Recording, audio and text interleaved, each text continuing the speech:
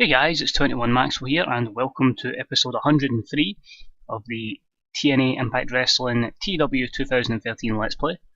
You're joining us with our final TNA Crossfire before the pay-per-view. Obviously, next episode will be Impact, and then straight into Slammiversary.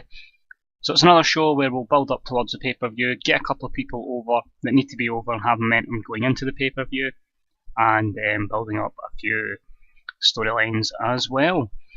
So 6 pre-show segments, a couple of guys, even that maybe won't be on the pay-per-view card, that I'm planning to push in the future, so I felt there's a good chance to get them over and maybe bury some talent that won't be here much longer. And the 14 segments, hopefully we'll get the show a decent rating, because obviously we've had 2 shows where we've lost popularity, so we really need to go out with a bang and try and get some good ratings in, just to try and make sure we're going to stay national for the foreseeable future. Because of that, we're booking today's show in the Great Lakes. That's one of the regions where we're only 66, is it C+ we're under? Yep, 66 C+. We need to try and get that to B-, preferably sooner rather than later. We need to try and get up a little bit. Puerto Rico as well. So hopefully, excuse me, that we can get this up and continue to gain momentum and start heading towards international, although I do think that will be a long way away. But we'll keep it at that. We'll just try and keep momentum flying. So it's going to be in the Wireless Centre, so hopefully we can get a sellout, roughly about 12,500 there. And hopefully it's a good show. So enjoy, guys. Here we go, another episode of TNA Impact Wrestling. So in our first of 6 pre-show matches, and about the featured solid in-ring action but not much in the way of heat. Matt Hardy defeated Colby Carino in 6:27 with a twist of hate. Simple there, 63C. Try to get Matt a bit of momentum, give him one last run.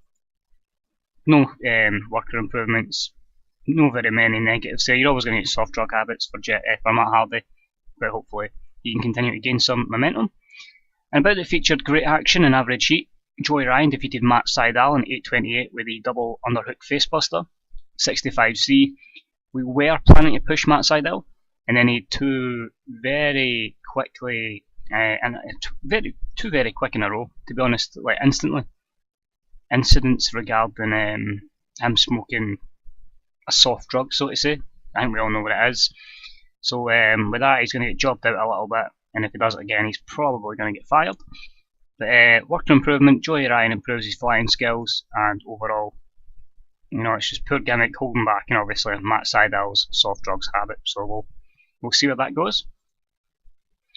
And about the featured solid in-ring action but non-existent crowd heat, Melissa defeated Silesia Spark in 5:33 with an air raid crash.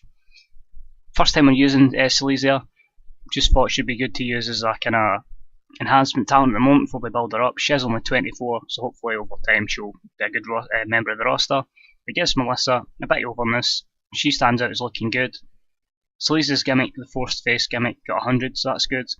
And a 50D+ rating. No skill improvements, but the little things that had to do, it done there.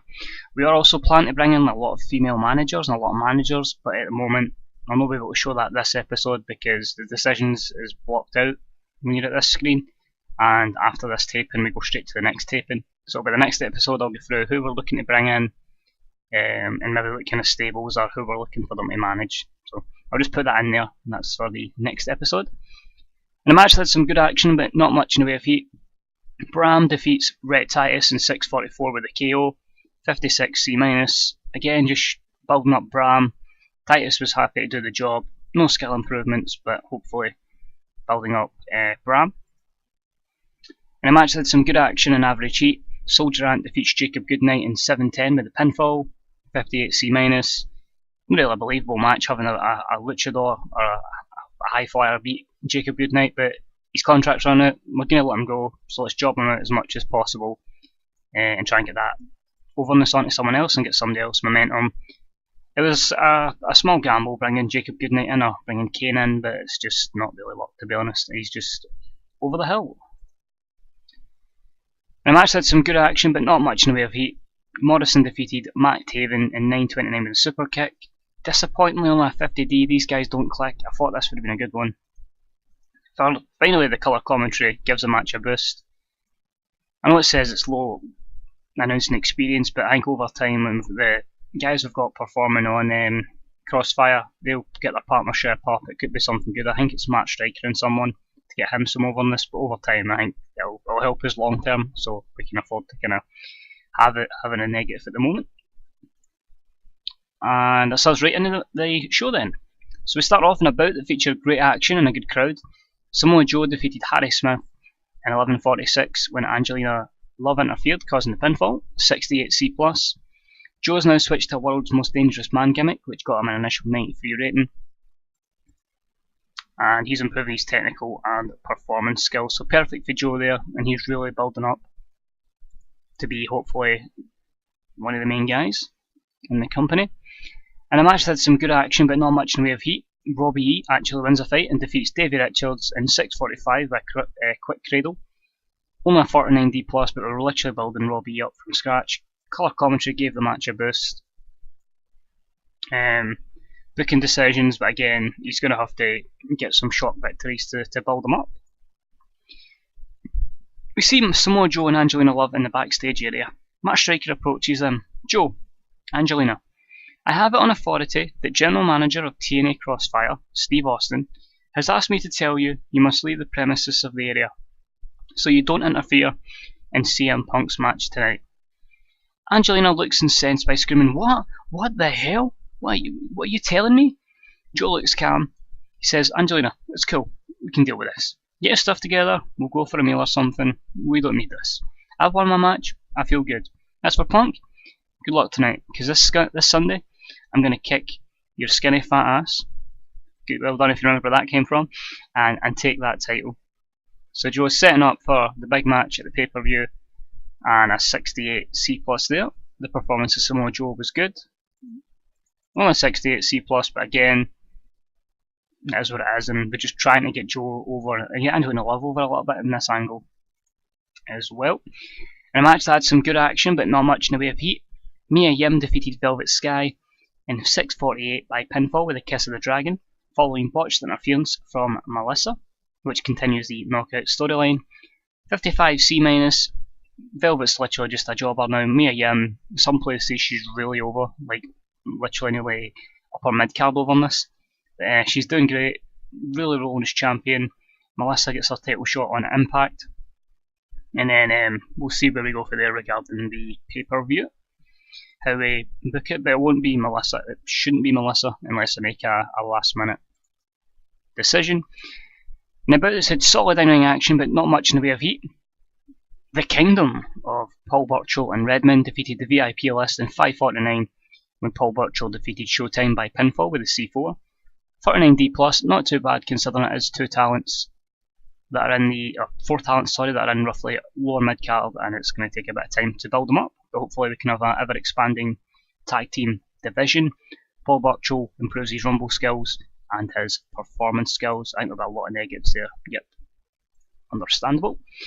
The announcers put over the fact that we'll see Nation make an appearance. So who are Nation? It got a 63C. And they are the tag team of Lashley and Ua Nation. Ua Nation was obviously back into development, time to come back up, so I thought, well, not really anything going with Lashley. The tag team is called Nation at the moment. I will say this, if any of you guys that are watching this have got any ideas of a tag team name, I'm more than happy to take suggestions. I was very struggling to put one together.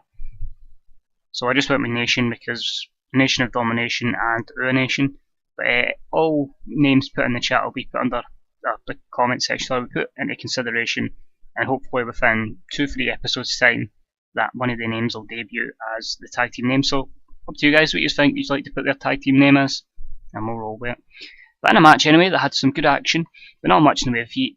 Nation defeated DJZ and Rhino, literally 2 guys I could put together to put them over, when Bobby Lashley defeated DJZ by pinfall with a Dominator. That is a 63C. Rhino's improving his technical performance skills, and Ua Nation improving his technical skills. A lot of negatives there, but again, Ua Nation will take time to get up in momentum, and obviously DJZ is at the job for the moment. We'll maybe give him a run one day.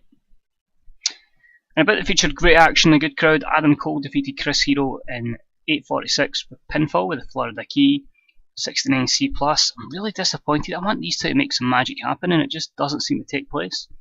But just to give both guys television time, keep Adam Cole's momentum high. Adam Cole was off his game. He's improving his Rumble skills. And negatives. That's the one negative there for especially Chris Hero, is the declining physical ability. It should be so much better. But again, that is what it is. A video comes up on the Titantron. It says, he's coming. He's back. He'll change the world as we know it. Coming soon. See you at Slammiversary. So someone is coming back to TNA Wrestling or Impact Wrestling. Who could it be?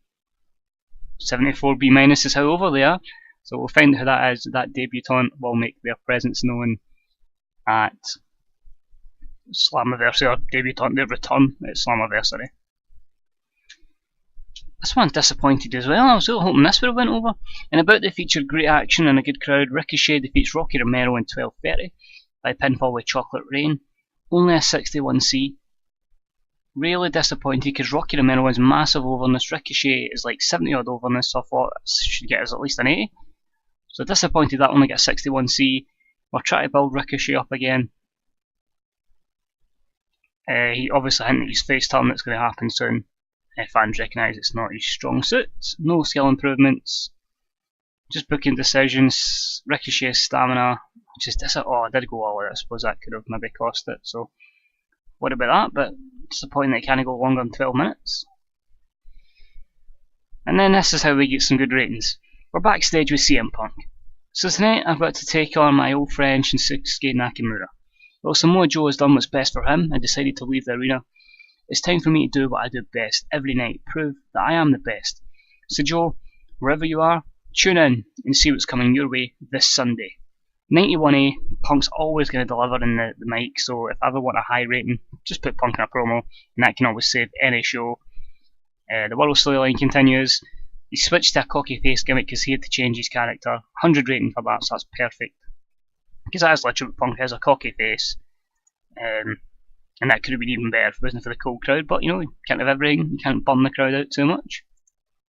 Match itself, not amazing. They've had better, but it's probably because of the amount of runnings I had.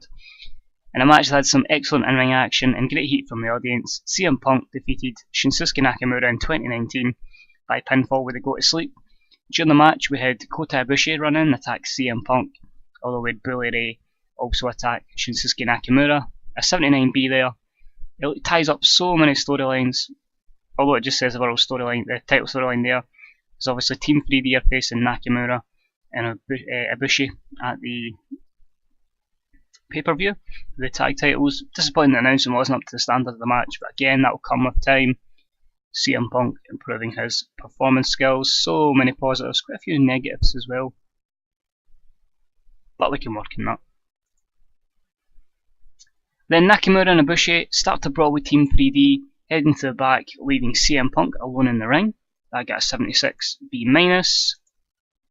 Nailed it. CM Punk has won the match, and then Samoa Joe runs out of nowhere. He tries to clothesline CM Punk, but he ducks it and clotheslines Joe to the outside. Joe is incensed and makes his way to the ramp where Angelina is dragging him back. Punk holds the title afloat to end the show. 97A+, the two of them nailed it.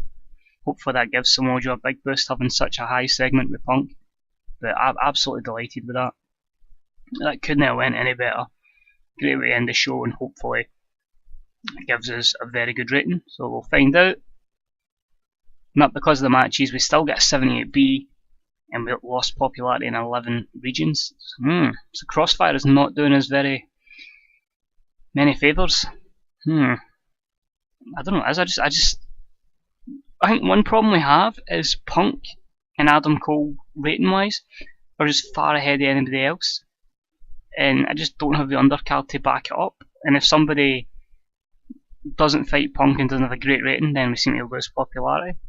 So that's concerning, and this might see us going back to national cult, which is really worrying. Hopefully I don't end up getting sacked.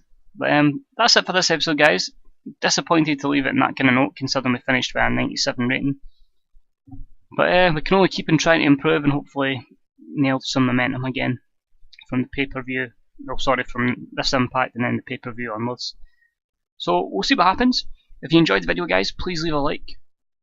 If you have any comments, please put them in the comments section below. Remember, if you'd like to nominate a name for Ua Nation and Bobby Lashley's tag team, please put it in the comments section. If you haven't already subbed, we're so close to 500. I can almost touch it, I can almost feel it. So if you're not subbed, just hit that sub button. It'll drop all TNA videos, all WWE videos into your sub boxes, and you'll never miss an episode. But until next time, it's 21 Maxwell.